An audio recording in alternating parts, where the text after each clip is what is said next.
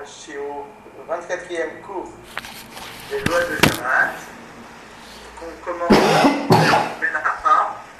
Le shiur est offert par notre ami Mordechai Alba.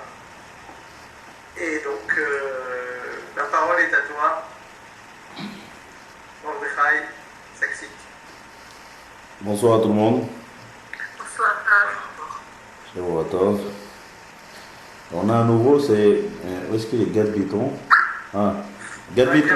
Il n'est pas là. Il n'est pas là. Donc Pas pour l'instant. on est 3 pour l'instant? On est 4, oui. 4. Ok. Il y a Nicolas Albin, Daniel, qui est l'habitude, toi-même et Kevin.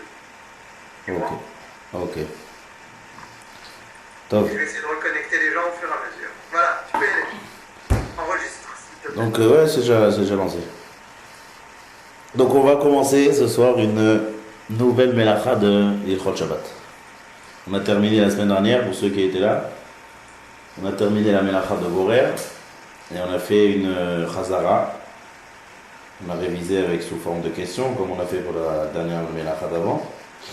Maintenant, on commence une nouvelle Melacha. Qui s'appelle Melechet Tochen.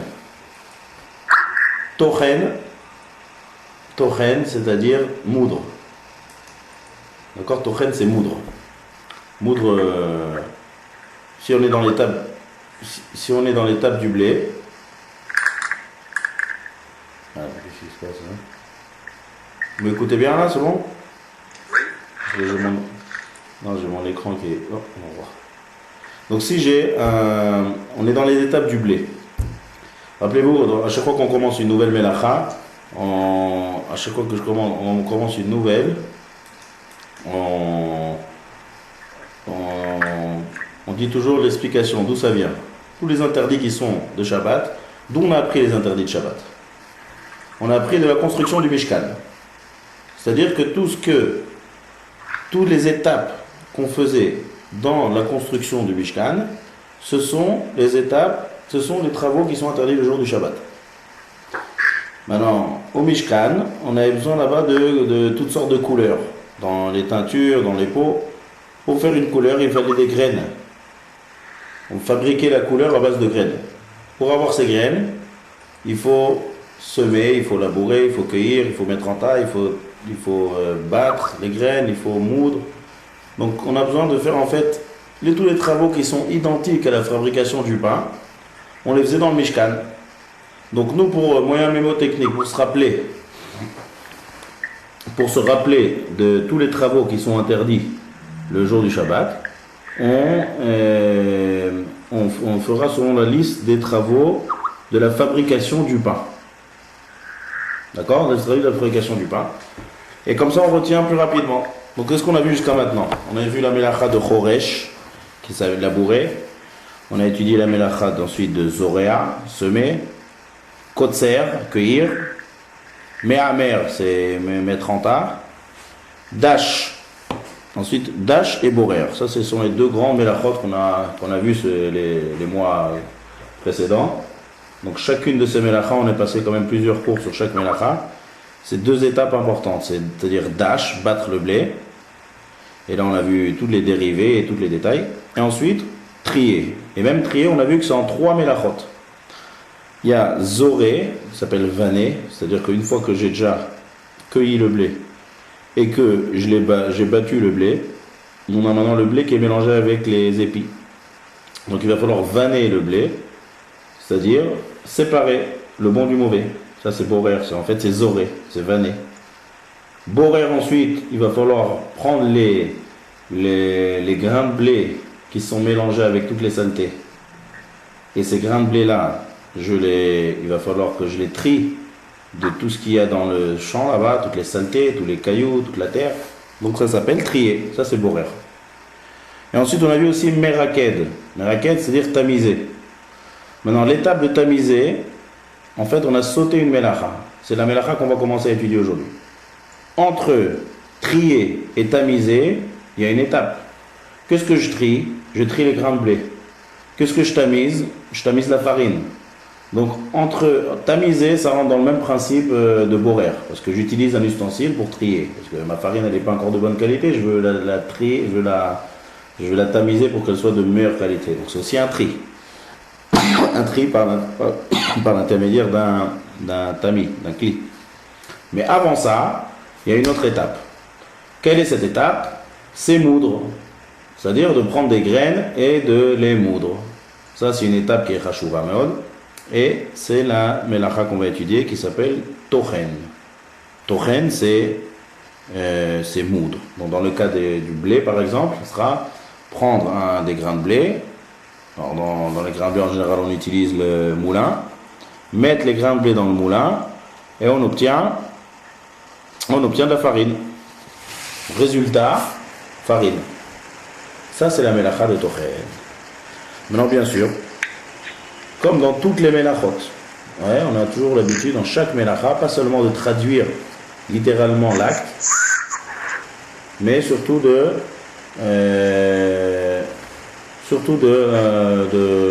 d'expliquer l'acte, d'accord, d'expliquer l'acte de tochen. Chaque melacha, toujours, on prend la définition de l'acte.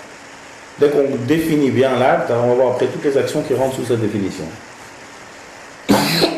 Donc, première chose à faire, à chaque fois qu'on commence, on étudie une nouvelle melacha, ça sera de définir la melacha. Alors ça, cette melacha, elle va être assez courte, maximum 2 cours. Je ne sais pas si on va terminer ça aujourd'hui, mais elle est beaucoup moins détaillée que les 2 dernières melachot qu'on a étudiées. Ils nous ont pris chacune plusieurs semaines. La melacha de dash et la melacha de trier. Ça, c'est une melacha qui est assez courte, qui a quelques règles. Donc on va la terminer rapidement ça. Donc la melacha de tochen, définir. Donc ce qu'il faut faire, la première des choses, c'est définir cette melacha. Alors la définition, elle est comme ça. La définition de melacha de tochen, c'est décomposer un corps en plusieurs éléments. Ça, c'est la définition. C'est-à-dire, j'ai un corps naturel et je le décompose en plusieurs éléments. Donc si on prend l'exemple de la farine, le grain de blé, c'est quelque chose qui est un seul corps, d'accord, qui est le grain de blé, qui est une seule entité. En mettant ce grain de blé dans le moulin, qu'est-ce qui va se passer? Ce grain de blé va se décomposer en plein de petites particules, et ça va former la farine. D'accord? Ça, c'est la définition de la melacha de tochen. Donc tochen, traduction, c'est moudre, définition, décomposer un corps en plusieurs éléments. Il y a l'inverse de cette melacha-là. Vous savez que dans les 39 melachot, il y a beaucoup de melachot qui sont une l'inverse de l'autre. Et chacune, c'est une étape importante. Par exemple, construire, détruire. On va voir par la suite ça. Chacun, c'est une melacha. Construire, c'est une melacha. Détruire, c'est une melacha. Écrire, effacer. Déchirer, coudre. D'accord? Tout ça, ce sont des melachot qui sont les deux sont l'une l'inverse de l'autre. Mais chacune est une étape importante, donc c'est une melacha. Pareil ici dans tochen. Il y a une melacha qui vient juste après tochen, c'est la melacha qui s'appelle lâche.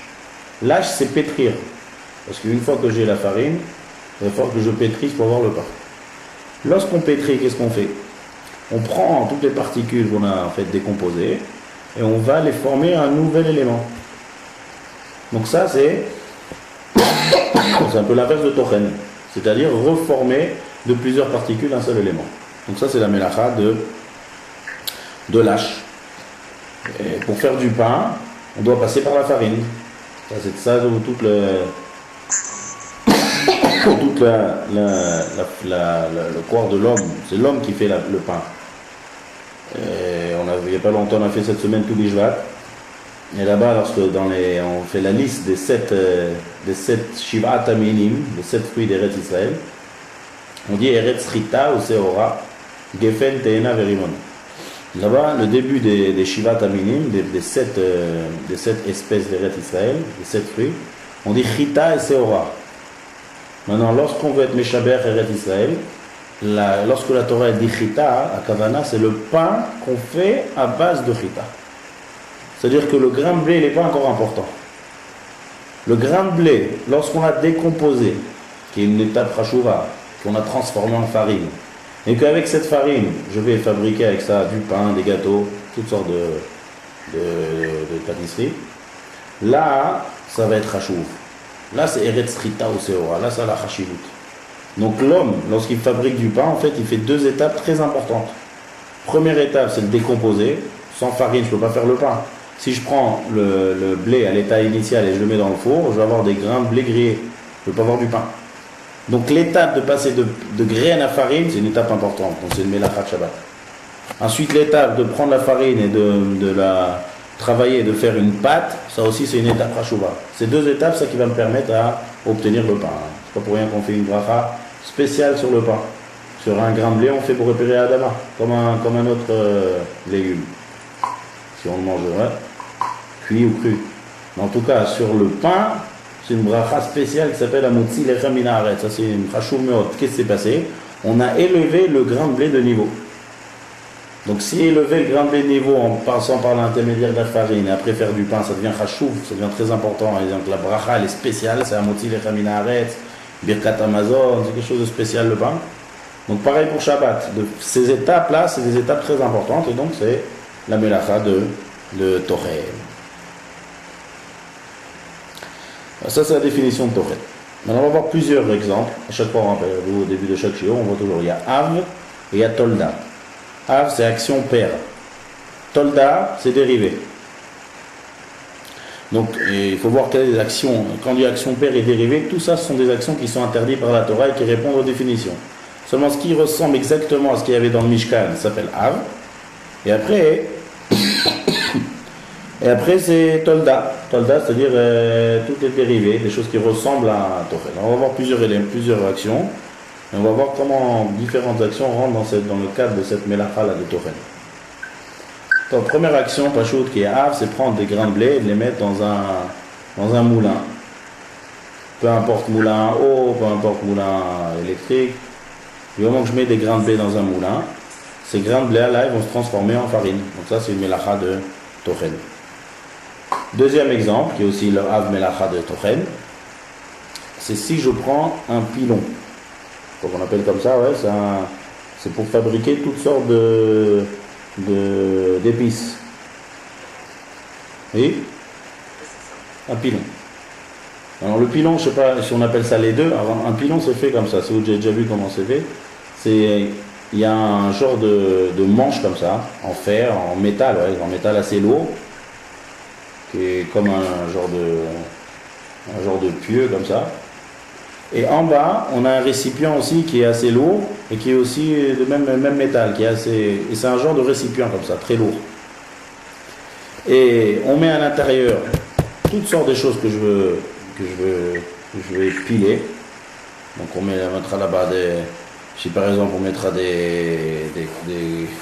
comment ça s'appelle, des piments. Lorsqu'on va les piler, on va obtenir des piments complètement pilés. Si je mets là-bas du poivre naturel, si je pile, donc je vais obtenir du poivre en poudre. Donc ça, hein, utiliser le pilon pendant Shabbat, c'est l'interdit de la Torah de Tochen. Qu'est-ce que je fais là-bas? Je prends quelque chose de naturel, qui est empaqueté comme ça en gros. Si je prends par exemple un poivron, je vais mettre un poivron, un piment on va dire. Je le mets là-bas dans ce récipient là. Je prends mon pilon et je commence à piler. Qu'est-ce qui va se passer? Je vais décomposer ce piment là en plein de petites particules. Et donc ça va me faire de la paprika. Ça va me faire une épice. En fait, c'est comme ça qu'on fait les épices. Tous les épices à la base, c'est prendre des choses naturelles et les piler. D'accord, avec des kelim, chacun avec toutes sortes d'instruments. En tout cas, par exemple, l'exemple classique de la Gemara donne, en Gemara s'appelle martéchet, un pilon. Donc lorsque j'utilise le manche avec le récipient, les deux ensemble, et que je pile, c'est l'interdit de la melacha de Tochen. C'est exactement pareil, c'est comme prendre un grain de blé et le mettre dans un moulin. Le grain de blé dans le moulin, il va se décomposer en plein de particules, ça va faire grain de blé, farine.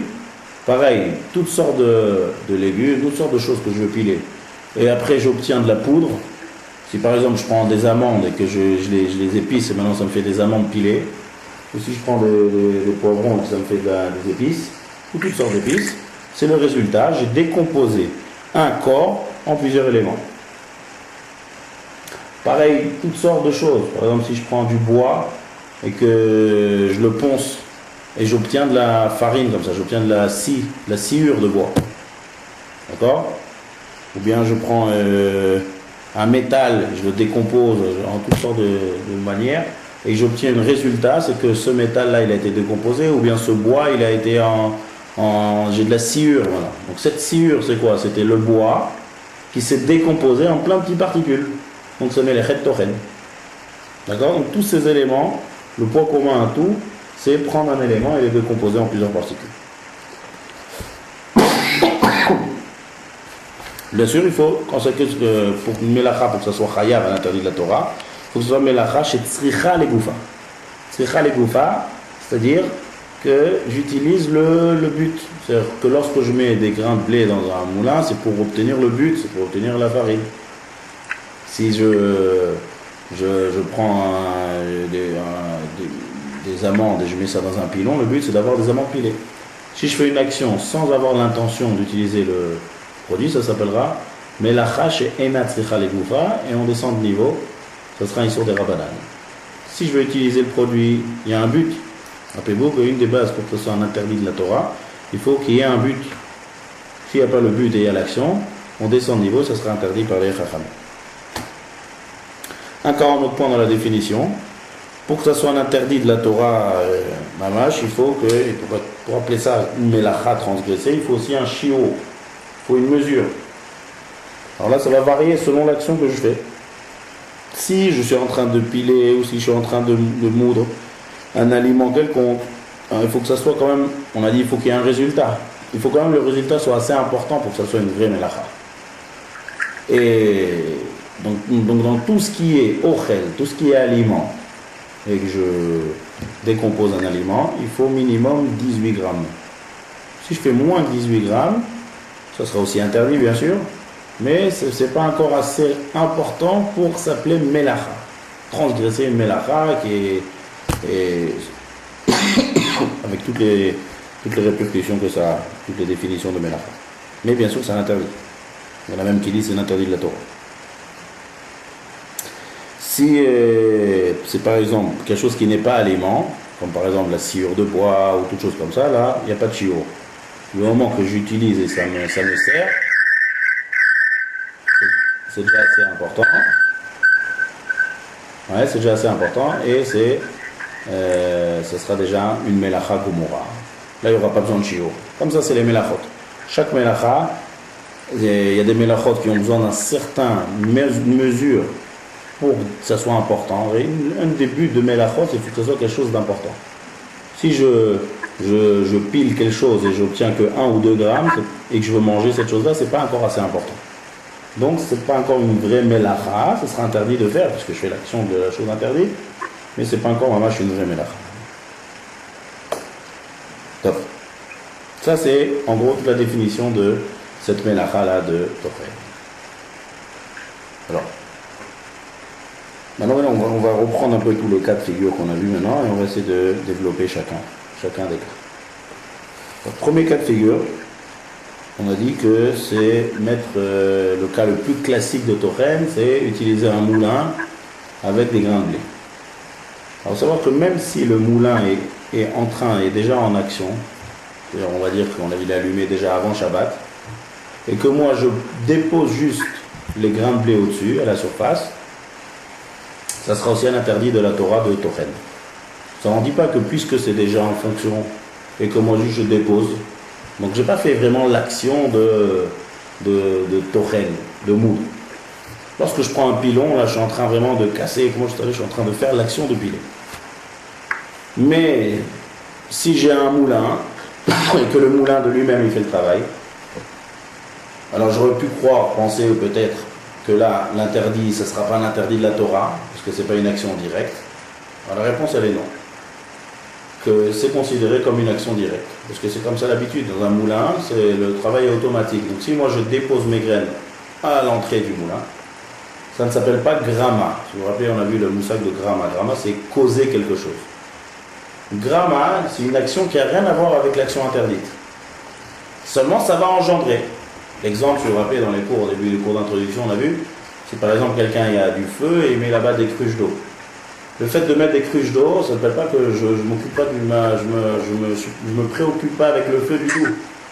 Je mets une barrière et lorsque le feu va arriver, ça va s'éteindre. Ça s'appelle gramma. C'est-à-dire faire une action qui n'a rien à voir avec l'interdit, mais ça va engendrer. Ça, c'est gramma, causer.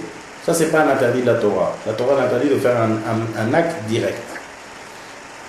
Seulement là, tout celui qui utilise un moulin, et le moulin, il travaille de lui-même.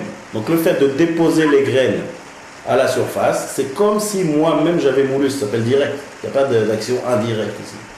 Je me suis en train de me préoccuper directement avec la transformation de grains de blé farine. Donc, dans ce cas-là, même si je ne fais pas vraiment l'action de moudre, ce sera aussi un interdit de la Torah. Peu importe si c'est un moulin à eau, un moulin électrique, peu importe. Donc ça, c'est pour définir bien quelle est l'interdiction dans la première cas de figure, c'est-à-dire utiliser un moulin avec des grains. Deuxième chose, et là il y a un chidouche ma'anien meod, quelque chose d'intéressant dans cette mélacha spécialement. Rappelez-vous, dans la cour d'introduction, on a vu que pareil aussi, lorsque j'ai un interdit de la Torah, mais que je fais ça avec shinouï. Shinouï, ça veut dire que je fais un changement. Je fais ça de manière anormale. On a vu dans les cours d'introduction que quelqu'un qui fait une action anormale, on ne peut pas dire que c'est interdit par la Torah. Seulement, c'est interdit par les Chachamim. Parce que ça ressemble quand même. Exemple, l'exemple qu'on a vu, quelqu'un qui écrit à la main gauche par exemple. Écrire, c'est un acte, un interdit de la Torah. Si c'est un droitier, d'accord, et qu'il écrit à la main gauche, donc c'est pas comme ça qu'on écrit. Donc l'écriture, elle va changer de qualité, la manière d'écrire, on n'écrit pas comme ça. Donc c'est quelque chose de bizarre. Donc ça, on ne peut pas dire que c'est un interdit de la Torah. Mais en tout cas, ça descend de niveau à un Issour de Rabbanan. Parce que ça ressemble. D'accord?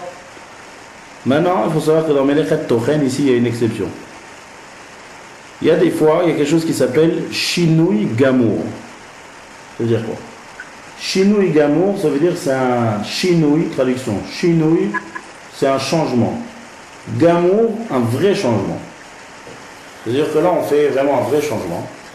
Et des fois, ça devient d'un interdit de la Torah un moutar, un permis.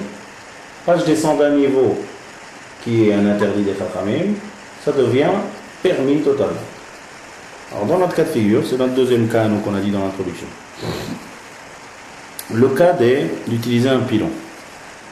Alors là, la Gemara, le Shulchan Aruch, une fois dans tout le monde est d'accord avec ça. Que si, par exemple, je prends, donc on a parlé tout à l'heure, comment c'est formé un pilon? J'ai le pilon lui-même, d'accord, la chose avec laquelle je tape, et j'ai le récipient. Si maintenant, on va dire, je prends une assiette assez solide, ouais, que je la casse, et je mets quelque chose, on va dire, je mets une amande là-bas.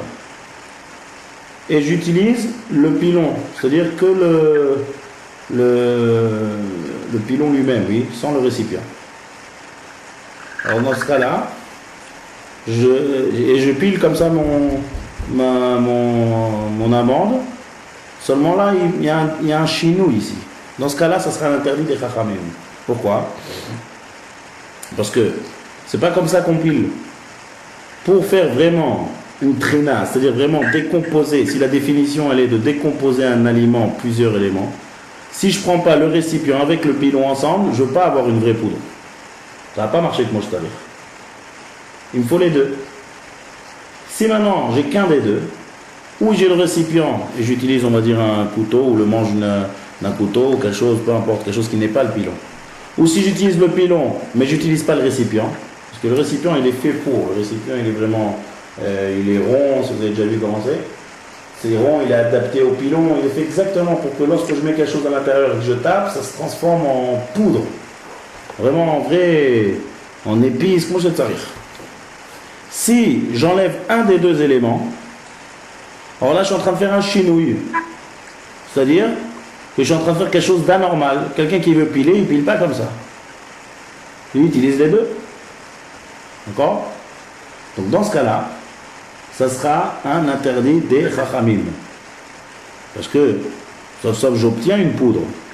Sauf j'ai décomposé quelque chose. Mais à titre de la Torah, non. À titre de la Torah, lorsqu'on a dit que décomposer un aliment en plusieurs éléments, il faut que ce soit comme il faut. Si ce n'est pas comme il faut, ça peut être mélacha. Donc chaque chose, maintenant, il va avoir, ça dépend dans la manière dont on fait. Si, par exemple, quand j'ai de la farine, si je n'utilise pas un moulin, alors je ne vais pas obtenir de farine. Donc là, c'est pas bon. Donc là, il faut utiliser un moulin pour que ce soit une mélacha. Maintenant, dans notre cas, nous, qu'on est en train de parler, toutes les sortes d'épices, toutes les choses que je veux piler, alors là, il faut que j'utilise un pilon avec les deux éléments. Si j'enlève un des deux éléments, c'est pas le même résultat. Et donc, il y a un changement ici qui s'est fait, c'est un chinouille. Donc ça devient interdit des chachamim. Par contre, maintenant, là, le chidouche, il est maniel. Que si j'utilise ni le pilon lui-même, ni le récipient du pilon.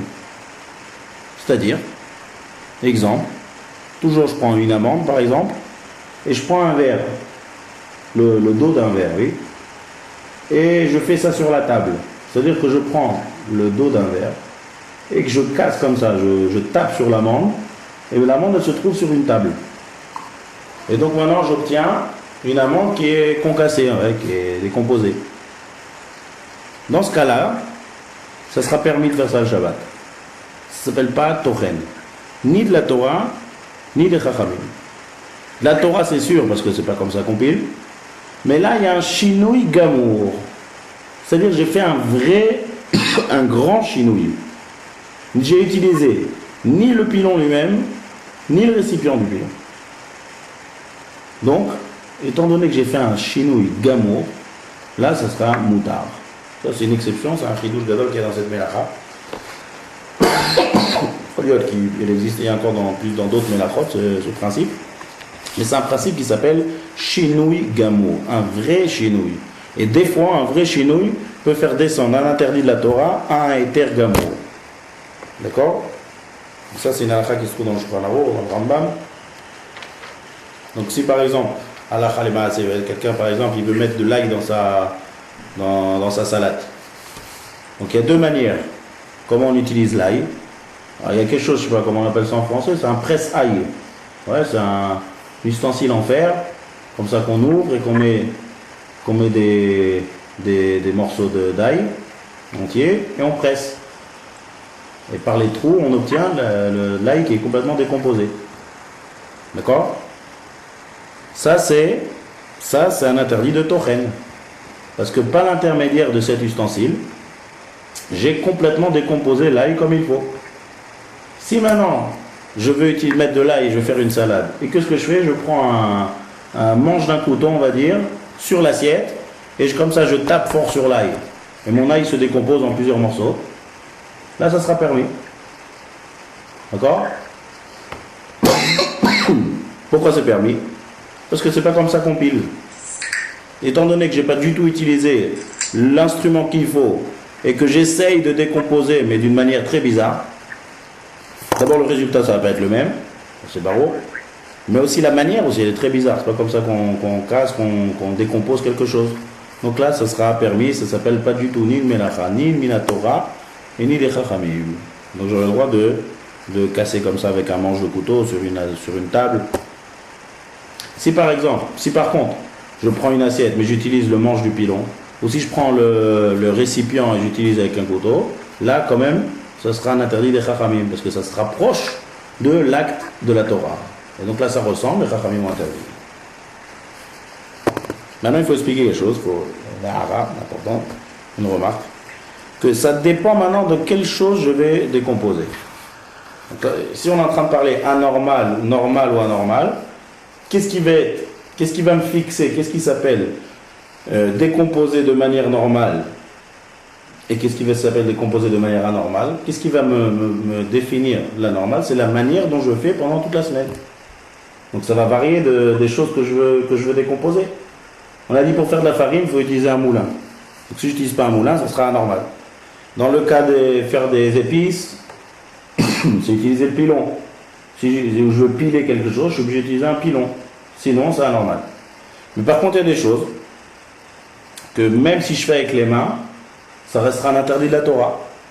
Si j'effrite quelque chose. Par exemple, la Gemara dans Betsa, elle nous dit que si quelqu'un y prend, une Gemara dans Maseret Betsa, elle nous dit si quelqu'un y prend un morceau de terre et qu'il l'effrite entre ses mains, c'est un interdit de la Torah de Tochen. Pourquoi? Je prends de la terre. Donc pareil, on vérifie la définition. Définition de Tochen, c'est décomposer un corps en plusieurs éléments. Si je prends un morceau de terre, la terre elle-même, elle est compacte. On prend un morceau de terre qui est un bloc de terre, un petit bloc de terre qui est ferme.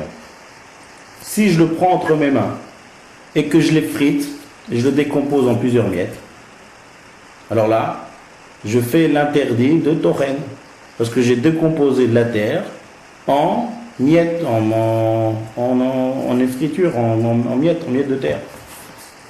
Et comment on fait en général pour effriter de la terre? Lorsque j'ai le mot effriter, en général on fait ça à la main. On ne prend pas un ustensile spécial pour effriter de la terre. Si c'est quelque chose de friable, donc on n'a pas besoin d'un ustensile. Là. Si je veux faire des épices, alors je peux prendre par exemple mon piment et je le fais avec mes mains, ça ne va pas me sortir une épice. Ça ne va pas faire de la paprika avec mes doigts. Donc si quelqu'un il fait de toutes ses forces, il prend un piment et commence à l'effriter de toutes ses forces, c'est très bizarre. Donc c'est moutard, comme on l'a dit tout à l'heure. Parce qu'il fait un chinoui gadol. C'est pas comme ça qu'on fait des épices. Pourquoi? Parce que pour faire des épices, on utilise des ustensiles qui sont faits pour. Si on n'utilise pas et on fait quelque chose de bizarre avec les mains, là ça devient un chinoui gamour et c'est moutard. Par contre, si c'est quelque chose qu'on effrite et qui est assez friable et qui se fait de manière très, très facile, donc on n'a pas besoin d'utiliser un ustensile spécial. Donc on fait avec les mains. C'est pour ça que la Gemara nous dit que quelqu'un qui prend un morceau de terre et qui l'effrite entre ses doigts, on va dire qu'il n'y a pas de Issour Mouktsé, on va dire qu'il a réservé ça avant Shabbat, il y aura un interdit de la Torah, Mishum Tochen. Ah, il fait ça avec ses mains. Oui, mais c'est comme ça l'habitude. C'est comme ça, pour effriter, il n'y a pas besoin d'instrument. Donc tout va varier de ce que je suis en train d'effriter et de la manière dont on le décompose. Le point commun à tout ça, c'est décomposer un corps en plusieurs éléments. Maintenant, il va falloir analyser comment on décompose cette chose-là. Si j'utilise la manière normale de décomposer, chacun selon sa manière, c'est-à-dire qu'il y a des choses qu'on va avoir besoin d'un ustensile, des choses qu'on n'a pas besoin d'un ustensile, ce sera l'interdit de la Torah si j'utilise un ustensile. Si j'utilise pas du tout l'ustensile, ça sera permis. Malgré que j'effrite, malgré que je décompose. Mais c'est bizarre. Et c'est vraiment bizarre, c'est un vrai chinois. Par contre, quelque chose qu'on a l'habitude de faire avec les mains, alors là, c'est l'habitude et ce sera un interdit de la Torah. Maintenant, on continue. Il y a des questions jusqu'à là? Non. Comment, tout est clair? Ça va. On continue. Je n'ai pas hésité à poser une question. Ouais. C'est vous qui faites le cours avec les questions. Alors on continue. Si maintenant j'ai du tabac, c'est-à-dire que j'ai du tabac à respirer, on va dire. Donc le tabac il est fait sous forme de miettes comme ça, d'accord, de poudre. Je parle du tabac qu'on a déjà, pas du tabac à cigarette, du tabac qu'on fait à priser, à sentir. Quelqu'un il ouvre sa boîte de tabac le Shabbat et il voit il y a plein de sortes de grumeaux qui se sont formés. D'accord? Donc il veut utiliser du tabac qui est bien friable. Alors est-ce qu'il a le droit de décomposer ces grumeaux? Qu'est-ce que vous pensez de ça? D'après ce qu'on vient d'expliquer. Il y a des genres de boules qui se sont comme ça dans le tabac, ça le dérange, il veut effriter ça, donc il prend avec ses doigts, il effrite bien, et son tabac devient bien maintenant en poudre. Bon, je sais. Est-ce qu'il aura le droit d'effriter ça? Est-ce que ça rentre dans l'interdit de Tochen ou pas? Non. Si, je pense que s'il a l'habitude de le faire, avec donc manuellement, donc oui, ça rentre dans l'interdit de Tochen. Si avec ses doigts il le fait tout le temps, donc oui. D'après Il n'y a pas de changement. Voilà. Apparemment, d'après ce qu'on vient de dire, Normalement, d'après jusqu'à ce qu'on vient de. Qui c'est qui est... Il y a quelqu'un qui n'est pas d'accord avec... c'est Rose, non? Daniel. C'est Daniel. Tout le monde est d'accord? Oui. Apparemment, tout le monde est d'accord. Alors, c'est pour ça que j'ai posé la question, parce que là, on est entré dans une nouvelle notion.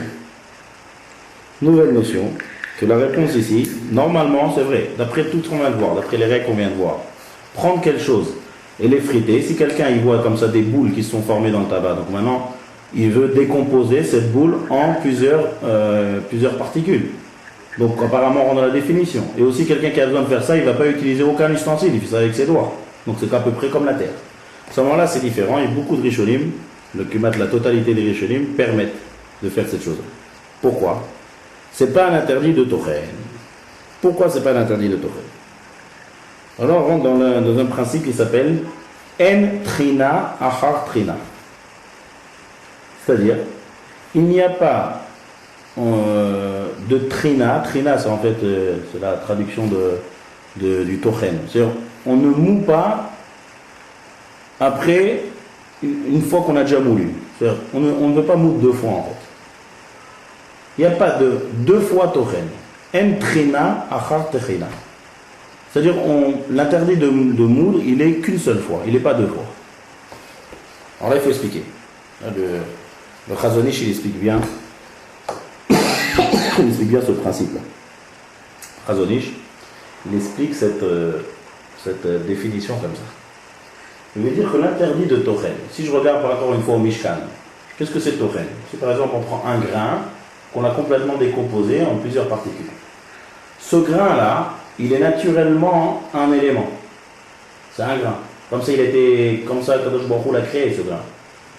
Vient l'homme et le décompose. Donc tu prends quelque chose qui est un seul élément, un vrai élément unifié, et moi je viens et je le décompose en plusieurs éléments. Ça c'est la Melachat Tochen. Par contre, Chazon Ish l'explique, que si le chibour, c'est-à-dire que l'élément qui est unifié à la base, il a été unifié par une personne et pas de manière naturelle, alors là le fait de le décomposer, ça ne sera pas une Melacha. Pourquoi? Parce que ce que l'homme fait, ce que l'homme unit, ça ne s'appelle pas uni. Il faut que ça soit quelque chose d'uni naturellement, par rapport à Kadosh Baruch Hu, Bidei Shamayim. Mais quelque chose que l'homme a lui-même rassemblé, ça ne s'appelle pas assez uni. Donc c'est différent de la Melacha. On revient toujours au Mishkan. Il faut que ça soit exactement ce qu'il y a au Mishkan. Tout ce qu'on a parlé tout à l'heure. Les épices. Les épices, ça se fait à base de choses qui sont naturellement unies. Ça n'a jamais été décomposé. Donc moi, je viens et je décompose cette chose-là. Là, c'est une étape importante. Mais quelque chose qui a déjà été décomposé et que l'homme a fabriqué un élément, ça ne s'appelle pas un vrai élément. Ça ne s'appelle pas quelque chose de vraiment uni. Et le fait de décomposer ça, c'est pas une mélacha. Et c'est moutar. C'est pas un interdit de chacham du tout, c'est en trina achar trina. D'accord? Ça, donc pendant si je prends l'exemple du tabac, qu'est-ce que c'est le tabac? À la base, c'est des feuilles. Ces feuilles, on les a comme il faut bien mous. On les a fait sécher, là, en tout cas à la fin on les mou. On les tochen notamment. On obtient de la poudre de tabac. Dans notre cas, nous, c'est du tabac brisé. Donc lorsque j'obtiens la poudre de tabac, ces grumeaux là maintenant qu'ils ont été faits, c'est pas quelque chose de naturel. C'est quelque chose qui a été uni, ou bien parce que ça a été humide, ou pour une raison ou pour une autre. Mais c'est pas quelque chose qui devient unifié naturellement. Donc décomposer ça, ce ne sera pas un interdit de Tochen. Ça s'appelle En Trina Achar Trina. C'est clair la définition? Ça, c'est pas une mélacha. C'est pas encore. Ce que j'ai décomposé, j'ai pas décomposé une entité. Parce que c'est une entité qui s'est juste rassemblée par micré, par hasard. C'est pas un vrai un élément. On va donner encore plusieurs exemples pour mieux comprendre. Si par exemple j'ai du pain et que je veux effriter le pain un jour du Shabbat. Pareil, pour effriter du pain, on n'a pas besoin d'utiliser ni un pilon ni un moulin. Ça, on fait ça à la main. Donc apparemment, puisqu'on a fait ça à la main, donc il devrait avoir un interdit de tochen. Si j'effrite une matzah, j'effrite un gâteau, j'effrite du pain. D'après ce qu'on vient de dire, il n'y a aucun problème. Ça ne rentre pas dans l'interdit de tochen. Pourquoi? Parce que le gâteau, le pain, c'est quelque chose que l'homme a fait un morceau. C'est pas quelque chose de naturellement unifié. C'est pas comme le grain de blé. Le grain de blé, naturellement, c'est un élément. De passer de l'étape grain de blé à farine, ça c'est vraiment décomposer quelque chose qui est naturellement unifié. Ça c'est une mélacha. Mais quelque chose que l'homme a rassemblé et a fabriqué de ça un pain, un gâteau, toutes sortes de pâtisseries que l'homme lui-même unifie, ça ne s'appelle pas une vraie unification. Et donc, si ce n'est pas une vraie unification, donc mais la décomposer cette chose-là, c'est pas assez important. Ça ne s'appelle pas décomposer au titre de Melacha de Shabbat. Là que je fais, oui, je décompose.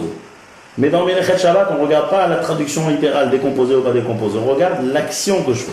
C'est pas assez important. Il faut décomposer quelque chose de naturel. Donc là, il y a plein de cas de figure comme ça. Exemple, par exemple, le sucre. J'ai un carreau de sucre. Voilà, un sucre en carreau. Si je décompose, donc je l'effrite, ce carreau de sucre, il n'y aura pas de mission de tochen. Parce que qui c'est qui a fait le carreau? C'est l'homme. Il a pris plusieurs grains de sucre et il les a collés ensemble, il a fait un carreau. C'est pas assez important si on veut décomposer dans le carreau de sucre. Par contre, si quelqu'un il commence à prendre ce carreau de sucre là et il commence à le moudre. On va dire qu'il va prendre un pilon, commencer à rire et il va maintenant faire du sucre en poudre. Alors là, de passer de l'étape de sucre en poudre, là ça sera tochen. Parce que le sucre à la base quand même c'est quelque chose de naturel quand il est en grumeau comme ça. Il n'a jamais été en poudre. De le transformer en poudre, là oui c'est quelque chose d'important. Par contre, prendre un sucre qui était déjà en grain de sucre, mais on a fait ça une forme de carreau, décomposer la forme de carreau en grain de sucre normal, c'est pas assez important. Vous voyez la différence? Vous voyez clairement la différence ou pas? Non, pas vraiment. Si on peut y revenir 30 secondes. Entre quoi et quoi? Dans quel cas vous n'avez pas compris? J'ai pas compris la différence entre le sucre et le tabac. Je suis un peu perdu. Non. Alors on reprend. L'idée c'est comme ça. L'idée c'est de se référer à la mélacha. L'idée c'est de se référer à l'action première de ce qu'il y avait à la fabrication au Mishkan. D'accord. Alors l'idée c'est quoi? Il faut que ça soit exactement comme c'est là-bas et de là de sortir la définition. Alors on a sorti une définition tout à l'heure. On a dit c'est décomposer un élément en un corps en plusieurs éléments. C'est ça quand on a commencé le cours. C'est ça la définition. Mais qu'est-ce qui s'appelle corps? Si je continue à définir maintenant la définition qu'on a vue. Qu'est-ce qui s'appelle corps pour que si jamais je le décompose, ça s'appelle que je vais décomposer.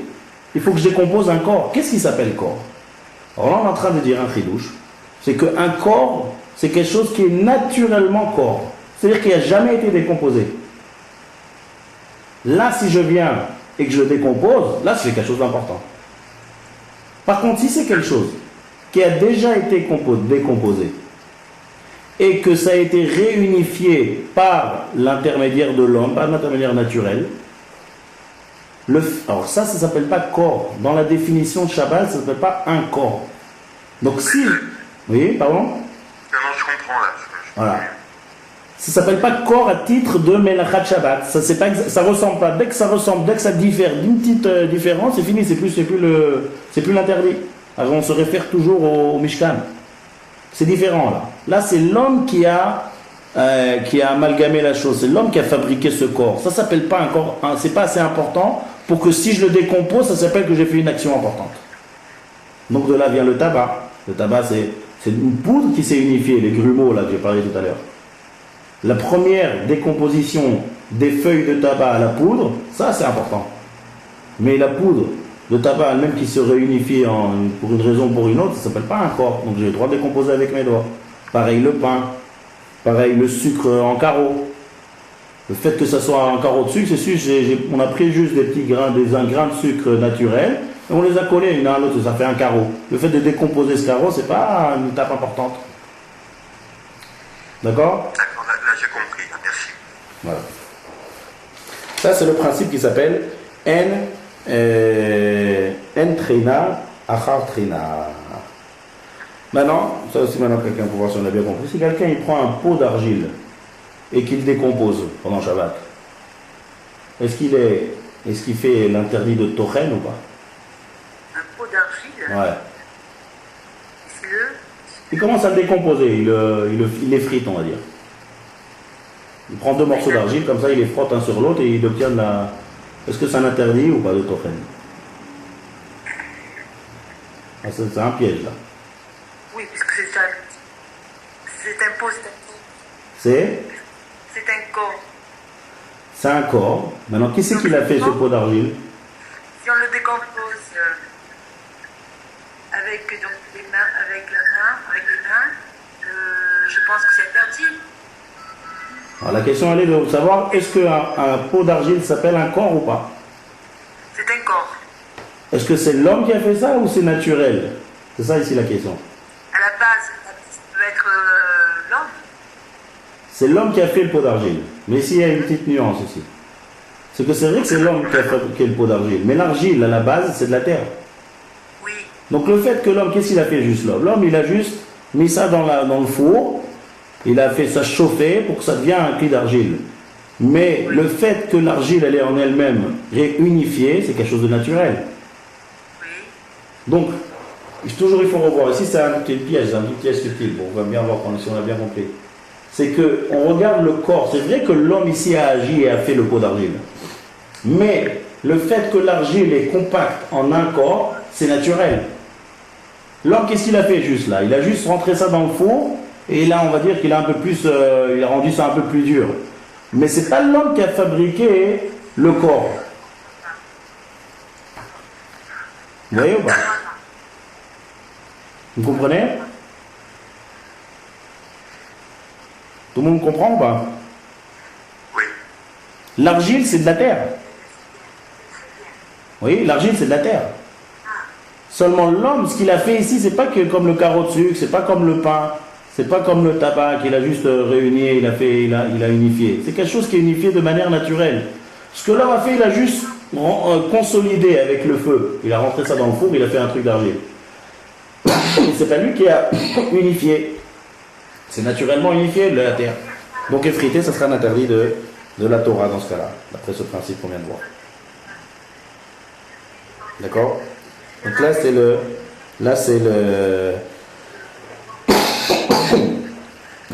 l'idée de Trina Achar Trina. En Techina Achar Techina. Donc là, En Techina Achar Techina, traduction, il n'y a pas 2 trinotes. On ne peut pas faire 2 fois la Trina. Mais, comme on a expliqué, c'est-à-dire que quelque chose qui a déjà été décomposé, qui a été recomposé par un homme, là, ce sera... La décomposition, elle ne sera pas assez importante pour interdire ça. Et donc, même s'il y a la définition de décomposer, mais le corps, il manque ici dans la définition. Maintenant, il y a encore un dernier sujet à voir dans Tochen. Avant ça, vous savez, dans la Mélachot de Shabbat, il y a des choses qui se dispersent un peu partout dans les autres Mélachot. Alors, je veux dire deux cas ici. Vous allez voir que ça va... C'est des sujets qui sont ailleurs, dans des autres Mélachot. Mais ça se rapporte à cet interdit-là. Donc lorsqu'on arrivera à ça en temps voulu, on rentrera dans les détails. Mais juste je vais vous dire comment il doit y avoir 2 choses. Première chose, si quelqu'un par exemple il s'est sali avec de la boue. Ouais. Il s'est sali avec de la boue sur son habit. Il y a une tache de boue. Et ça a séché. Maintenant, le fait de nettoyer... D'accord? Le fait de nettoyer maintenant cette tâche-là, comment on nettoie? On effrite, d'accord? On prend avec l'ongle, on gratte, jusqu'à ce que la boue parte. Là, on rentre dans l'interdit. Dans ce cas-là, si je gratte dessus, je rentre dans l'interdit de Tochen. Pourquoi? Parce que lorsque je vais gratter sur la boue, qu'est-ce que je fais en grattant? Lorsque ça devient sec. En grattant, je vais effriter cette boue en plusieurs particules. Donc en effritant, je suis en train d'effriter de la terre. Et tout à l'heure, on a vu que effriter de la terre, c'est un interdit de tochen. D'accord? Vous voyez un cas classique. Ça rentre plutôt dans la mélacha de laver. On va voir ça. Il y a une des saïfim qui rentre dans ce sujet-là. Effriter de la terre qui est sur un habit qui s'est sali par de la boue. Et ça a séché. Si c'est mou, alors c'est bon. Si c'est mou, il n'y a pas de problème. Je prends un tissu et je nettoie. Je prends un chiffon et je nettoie. C'est mou. Mais si ça a séché, donc moi j'ai une tasse de choses qui est sec. Et c'est de la terre. Si j'effrite, je rentre dans l'interdit de tochen. Alors on va voir en temps voulu dans la mélacha de laver, mélacha qui arrivera, comment on fait dans ce cas de figure. Il y a des cas où c'est permis. Comment je fais pour nettoyer maintenant mon habit? Est-ce que je peux le nettoyer? Est-ce que je peux pas le nettoyer? Comment on nettoie? Ça c'est un sujet qu'on va voir dans la mélacha de laver. Deuxième grand sujet qui rentre dans cette mélacha, c'est une gzera de chachamim. Gzera de chachamim, c'est tout le sujet des médicaments le jour du Shabbat. Ça en fait, ça rentre, c'est un grand sujet qu'on va voir, c'est plus dans les mélachot déjà, c'est la refoua à Shabbat. D'accord? Tout ce qui est lié au guérir le jour du Shabbat. Les malades, les médecins, guérir tout ce sujet-là, refoua, la guérison le jour du Shabbat. Alors là, il y a énormément de détails. Il faut étudier ça, ça dépend quel est le degré du malade, quel est le degré de la maladie. D'accord, il y a toutes sortes de niveaux. Il y a toutes sortes de maladies, il y a toutes sortes d'âges, toutes sortes de circonstances, il y a beaucoup de détails là-dessus. Mais en tout cas, pourquoi je parle de ça maintenant? Parce que dans la refoua, il y a prendre un médicament. Et à la base, les chachamim ont interdit de prendre un médicament au jour du Shabbat. Pourquoi? Alors vous ne pouvez pas, il y a beaucoup de tnaïm. C'est-à-dire, il y a des permissions de prendre un médicament le jour du Shabbat. Comme dès qu'on rentre dans un interdit des chachamim, il y a plein de règles. Ça veut dire que théoriquement, si je regarde que au point de vue théorique, chachamim ont interdit de prendre un médicament le jour du Shabbat. Mais, bien sûr, il va y avoir des règles. Par exemple, si quelqu'un il a déjà commencé un traitement le jour de la semaine, ou bichal, si quelqu'un il a une maladie difficile qui peut l'amener en sakana, d'accord, tout ça on rentre pas. Il y a plein de détails qu'on peut bien sûr prendre un médicament le jour du Shabbat. Mais théoriquement, chachamim ont interdit. Pourquoi? D'où ça vient cet interdit-là? Ça c'est lié à notre mélacha de tochen. Ça s'appelle chachamim, ils ont interdit, je vais vous dire en hébreu, mishum gzerat shrekat samamanim. C'est-à-dire, lorsqu'on fait un médicament, je ne parle pas maintenant dans nos médicaments, dans nos pharmacies de notre époque, mais à l'époque, tout médicament, c'est quoi? Tout la pharmacie de l'époque, c'était de prendre toutes sortes de plantes et de piler. Et ça, c'est le médicament. Alors, le médicament, en fait, c'était toutes sortes de poudres, de choses qui sont faites à base de toutes choses végétales. Et ça, c'est l'interdit de tochen. Donc, chachamim ont interdit d'utiliser un médicament, gzera, de peur que je vais fabriquer ce médicament le jour du Shabbat. Et fabriquer un médicament le jour du Shabbat, un médicament naturel, qui est fait à base de choses naturelles, c'est l'interdit de tochen. Donc chachamim, théoriquement, ont interdit la refoua et d'utiliser les médicaments le jour du Shabbat. Donc ça, c'est bien à savoir. Ça, faut connaître cette gzera-là. C'est-à-dire que, par exemple, un cas de figure, quelqu'un qui prend quelqu'un qui a juste un tout petit mal de tête, ça c'est aussi une halakha, mais il n'est pas du tout alité, ou il a vraiment un petit mal de tête très très passager, après la halakha, il ne peut pas prendre un doliprane. Parce que prendre un doliprane, ça rentre dans la gzera de Chazal, et c'est un interdit qui rentre dans cette gzera-là de Mishum Shrikat Samamanim. C'est-à-dire, pour obtenir la poudre du doliprane, à la base, on a besoin de faire tochen, le pharmacien. Donc, Chachamim ont interdit d'utiliser un médicament. Bien sûr que si quelqu'un a un mal de tête qui ne peut pas marcher normalement, qui doit se reposer, il doit déjà se coucher, là, ça devient permis. Comme je vous ai dit qu'il y a plein de tnaïm. Il faut savoir que c'est une permission. C'est-à-dire, à la base, théoriquement, il y a un interdit dans les médicaments. Et cet interdit-là, il vient à cause de l'interdit de tochen. Donc ça, c'est les deux sujets qui sont liés avec la mélacha de tochen. Maintenant, on arrive à un dernier sujet.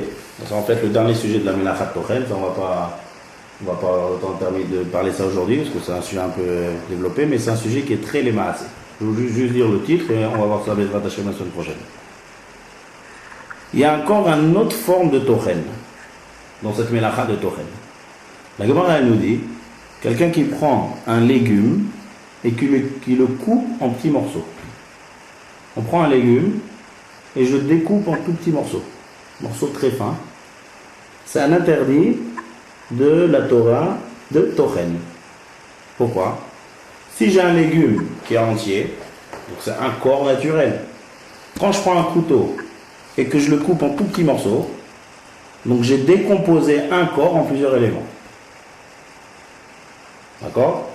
Ça c'est une Gemara dans Shabbat. Haïman de parim silka, chayav mishum tochen. Donc ça c'est un nouveau cas qu'on n'a pas vu. Jusqu'à maintenant on a parlé de la farine, on a parlé des pilés, toutes sortes d'épices. On a parlé des frités de la terre. Là maintenant on parle de couper toutes sortes de légumes ou de fruits en tout petits morceaux. Le fait que je coupe ça en tout petits morceaux avec un couteau, ça s'appelle décomposer. Ça rentre dans la mélacha de Tochen. Ça c'est théoriquement, ça rentre dans cette mélacha. Alors d'après ça, maintenant on va voir bien sûr comment je peux faire une salade le jour du Shabbat. Si je fais une salade de concombre tomate, une petite salade de concombre tomate, alors je n'ai pas le droit de faire une salade après ça le jour du Shabbat. Ce qu'on a le droit.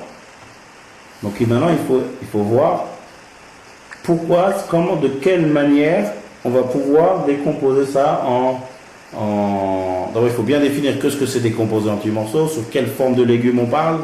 Est-ce que par exemple je peux écraser un avocat? Pareil, j'ai un avocat, je l'écrase, je fais une salade d'avocat, je décompose en petits morceaux. Prendre un concombre et le décomposer en tout petits morceaux, prendre une tomate, la décomposer en tout petits morceaux. Il faut savoir qu'on rentre dans l'interdit de Tochen. Maintenant, il faut savoir comment sortir de là et comment utiliser ça et comment permettre le jour du Shabbat. Ça, c'est ce qu'on va voir Bezrat Hashem la semaine prochaine. C'est le dernier cas de figure dans cette mélacha de Tochen. Décomposer un corps, comme on l'a dit, c'est un corps naturel, c'est des légumes, décomposés en plusieurs morceaux. Une des dernières facettes qu'on n'a pas encore vues, c'est ce qu'on va voir la semaine prochaine, c'est couper en petits morceaux. Voilà. Quelqu'un nous remarque, une question à faire? C'est bon, tout est clair? Bien fait. Frédéric, Kevin? Ouais, c'est bon. C'est bon, moi aussi. David, si tu veux écrire une question, je la lirai. David a un problème de micro. C'est bon, avec les micros, c'est bon. Ok, merci Mordechai, très clair.